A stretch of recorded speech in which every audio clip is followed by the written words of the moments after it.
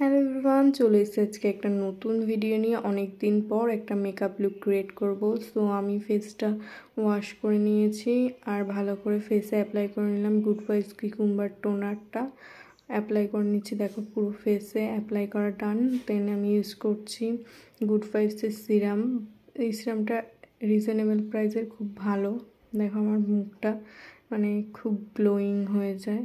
আর তারপর আমি ইউজ করছি এখানে ল্যাকমি স্ট্রোব ক্রিম, যেটা হচ্ছে প্রাইমার হিসেবেও কাজ করে। আর এটি সত্যি খুব ভালো। দেখো তোমরা অ্যাপ্লাই করার সাথে সাথে মুখে আলাদাই একটা গ্লো চলে এসছে।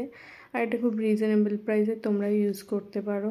এখন আমি আইব্রোটা ড্র করব। আইব্রোটা তোমরা যদি ন্যাচারাল করতে চাও তাহলে এইভাবে ফার্স্টে আইব্রোটা ভালো করে নিচের দিকে করে নেবে। দেন এখানে আমি অ্যাপ্লাই করছি সুইস বিউটির প্যালেটটা। আর এখানে ব্রাউন শেডটা আমি নিচ্ছি।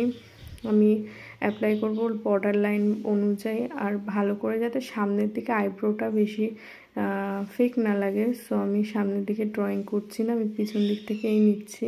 আর আমি ভালো করে স্মাচ করে নিচ্ছি যাতে এটা ভালো করে মানে শোটা ভালো আসে। আর সামনের দিকে হালকা করে ড্রয়িং করব।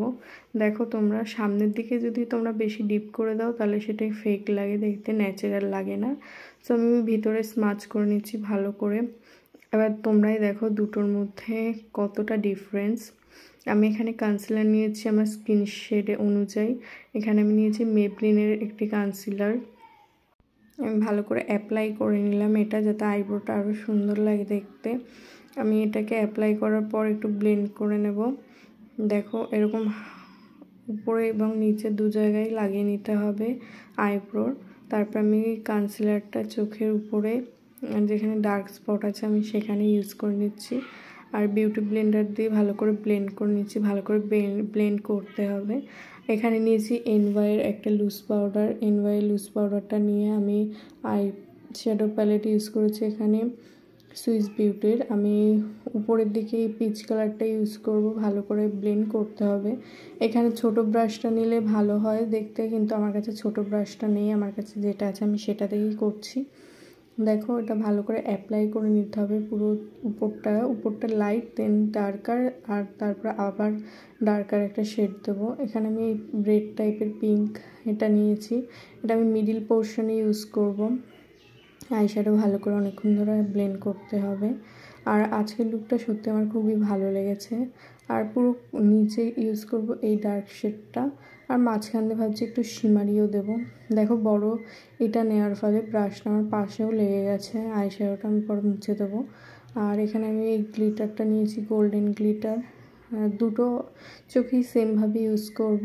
দেখো ডান। আর এখানে নিয়েছি মেবলিনের ফাউন্ডেশন। এটা আমার স্কিন টোন অনুযায়ী নিয়েছি। আর সত্যি এই ফাউন্ডেশনটা খুবই ভালো, তোমরাও ইউজ করতে পারো।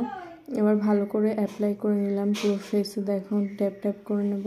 আর ফাউন্ডেশন ভালো করে ব্লেন্ড করতে হবে। আমার ব্লেন্ড কমপ্লিট। এখানে আমি ভীষণ ঘামাচ্ছিলাম, সেই জন্য আমি এখানে নিয়েছি ল্যাকমি ফেস পাউডার। এটাকে আমি ব্রাশ দিয়ে ভালো করে অ্যাপ্লাই করে নিচ্ছি আমার পুরো মুখে। এখানে ল্যাকমি আইলাইনার নিচ্ছে। আইলাইনার লাগানোটা আমার সত্যি খুব হেডেকের বিষয়, কখনো ভালো হয় কখনো খারাপ হয়। তো আমি অল্প অল্প আস্তে আস্তে নিচ্ছিলাম।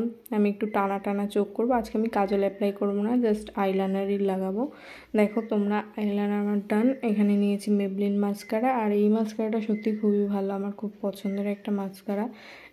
লিপস্টিক পরে নিয়েছি এনওয়াইয়ের ব্লাশ। আর আমার মেকআপ পার্টে সবথেকে বেস্ট লাগে ব্লাশ ইউজ করতে। আমার সত্যি ব্লাশ দিতে খুবই ভালো লাগে। তো আমি ভালো করে অ্যাপ্লাই করে নিলাম ব্লাশ। আর এখানে নিয়েছি মেবলিন হাইলাইটার। আর প্রত্যেকটা মেয়েরই টিপ ছাড়া সাজা অসম্পূর্ণ। সো ইয়েস, মাই লুক ডান। ভালো লাগলে অবশ্যই লাইক করো, কমেন্ট করো, শেয়ার করো। আর নেক্সট ভিডিও পেতে হলে চ্যানেলটি সাবস্ক্রাইব করে দিও। টাটা।